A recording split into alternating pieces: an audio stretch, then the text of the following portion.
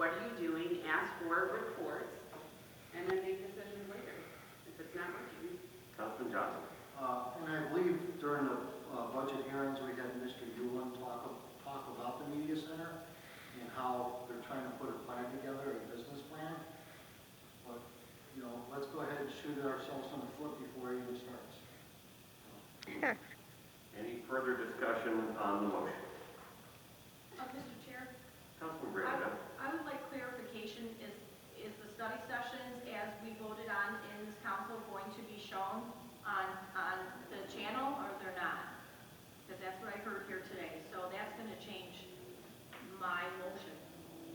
If we're not going to be able to see the study sessions and see the council meetings, you know, I guess the mayor said that we are going to see the council meetings, but as far as reports, I've asked several times, tell me what they do in a day.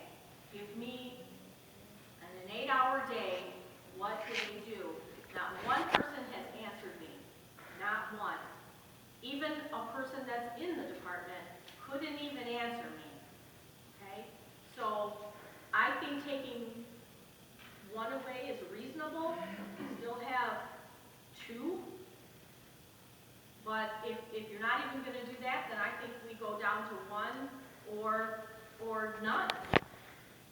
I don't, as far as the business plan and hiring producers, I don't think the city should be in a situation where we're producing things and, you know, and what kind of money will that entail until it makes money, or, you know, if you're renting it out, is there any kind of liability issues? Do we have to have extra insurance? I don't know those things. But I know that it didn't exist before, it exists now. I've heard it's wonderful. I'm going to go over there and see it. I don't think that we need 3 full-time people there either. Wasn't my suggestion, but I've talked about it in meetings. So can I get an answer? I believe that the mayor is trying to be recognized. First of I all, wanted to make sure they there's only 2 employees in that department. The other employee is not allocated to that department. His office is over there. It's kind of like in my office. There's an individual that has an office up there, not allocated to my department. Allocated, I should say. The individuals that are there, they're running out, filming things on a regular basis. No, I haven't gotten a list of day-to-day things. But the other issue is because they're working 35 to 40 hours a week, we have to offer them benefits. That's one of the reasons there's the increase. To pay somebody that is knowledgeable, we're lucky. We have 2 young people that jumped into this and kind of learned on the fly. I didn't hire them, but they're learning. And we don't comparably, they do not make anywhere near what somebody in that profession should be making. The 2 of them together are less than the amount we would have to pay somebody that's knowledgeable in that department. And they learn over time. And I appreciate that. Like I said from the get-go, I voted no on this bill. But we have it, we might as well maximize it, because I think at the end of the day, that's a potential one of the biggest revenue situations that we have moving forward. And basically, we're going to have to evaluate, because the other thing is one of those individuals is on a contract, and it states that he works from 9 to 5 every day. So if I got to have him here every night, that's going to be an issue. And it goes against his contract. So these are other things. There's so many things within one thing. And it's just, I don't know this, I don't know this, so let's get rid of it. So I feel what's going on, but everybody has their choice. That's just my opinion. Mr. Chair. Councilman Randall. Mr. Through the chair, through the mayor, did we get that contract from the council? What contract? The one you were just talking about over there? I don't believe so. You just talked about the contract. But he's still under, well, whatever you want to call it. So it's a contract. I believe it is. You said, Mm-hmm. okay. How much is that contract per year? I don't know. It's not. So it's not $53,000 each a year. The gentleman that everybody keeps referring to, I don't believe it's $53,000.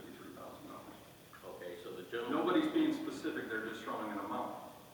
So the person that we're talking about now isn't allocated to the media center. He just helps. He has an office over there, yeah, he does, he helps. So, but He does like the interviews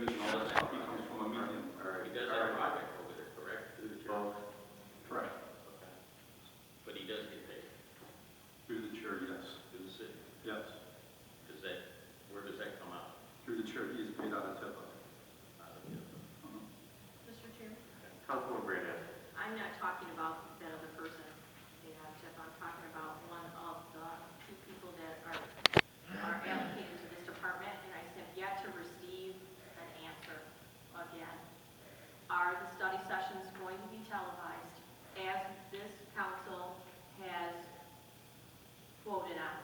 Through the chair, I'll have to see. Okay, well then, I say, I would like to amend my motion. Through the chair. I thought when we talked about study sessions and them being filmed, there was no talk about people being paid more, or it was just one of those things, it was like, yeah, it's illegal, so now it's a problem, that they can't be filmed if we cut money out? Through the chair, they have Mr. Mayor. specific, I'm sorry, through the chair, they have to, some of them have certain hours. So if the other issue is too with the study session, it was agreed upon, when we were gonna do the study sessions, we were gonna film them. Now it's about being recorded, that takes up space. So it was agreed upon, we're gonna film the study sessions. I didn't know until we walked up here today, what was gonna be removed, what. So you're asking me, is it gonna happen if we're gonna do this? We gotta go back tomorrow and reevaluate all the changes that you guys are proposing, because we just learned them today. Probably, at 6 o'clock the meeting started? Not one person reached out to our department.